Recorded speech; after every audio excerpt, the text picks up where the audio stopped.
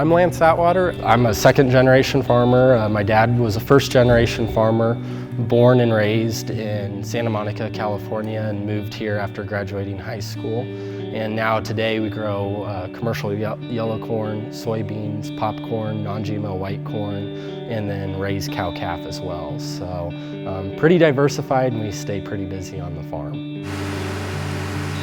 You know, I've been around farming and agriculture basically since I was a little kid. I mean, I went out helping my dad irrigate in the summertime and was one of those kids that took naps out in the tractor or the combine, and always loved being in the buddy seat. And I couldn't wait till I got older to be able to start running the equipment myself. And you know, when I went through high school, there's different opportunities and different careers I thought about, but at the end of the day, there's just something about being back on the farm, raising a crop, and knowing that you're helping feed the world, you're helping raise a product that people can eat and enjoy. I'm Krystal Atwater. I actually grew up in Idaho. I'm fourth-generation cattle rancher. My grandparents live on the same cattle ranch that my uncle now runs, that's been in the family since they came across on the Oregon Trail. So that's something I take a lot of pride in. Agriculture has always been a part of me. They always say that when you grow up in agriculture, it's always going to stick with you, and I think that's very true. That no matter how far you try to run away off the farm, there's still that piece of you that wants to come back to the farm, and that's ultimately where I ended up. We've been doing popcorn and non-GMO white corn for several years now, and it's provided just different economic opportunities for us. If you go to a movie theater or you're shopping there at the grocery store and you pick up a box of Orville Redenbacher popcorn, there's a chance it came from our field. But same with the white corn. If you enjoy those chips with your nachos, that's what our white corn is going into. You know, I don't just wear the hat of a farm wife. I'm also in the tractor if they need me to do stuff as well. And I think that's the thing a lot of people forget is women are very active on the home farm operations. We tend to just stay quiet about it because it's not something we really talk about because, you know, but I think it's important for people to realize that women in agriculture are very strong forces of, you know, the behind the scenes of what's actually going on within every operation. You know, people need to understand and learn more about agriculture because they still think we're farming with practices that are 50, 60 years old, and they don't understand what modern agriculture is. And so that's the thing that I always want to remind people is that farmers and ranchers were the first environmentalists, that if we don't take care of the land's not going to take care of us.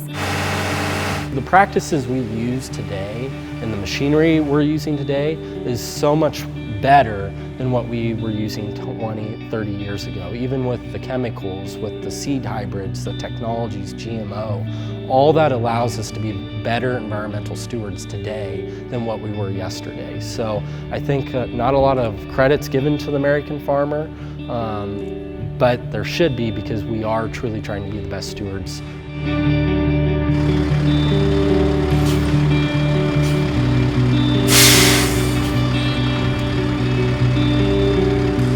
When I was a senior in high school, I got involved with Farm Bureau through the Youth Ambassador program they had at that time.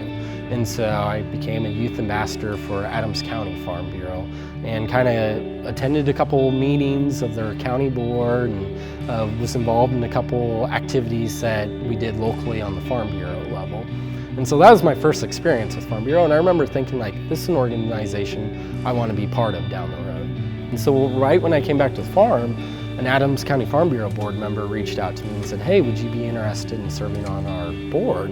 And I remember everything I learned about Farm Bureau, and it goes back to that, what I remember doing as a youth ambassador, thinking, yeah, this is what I want to do. And so ever since then, I've gotten involved with Farm Bureau and have enjoyed every minute of it.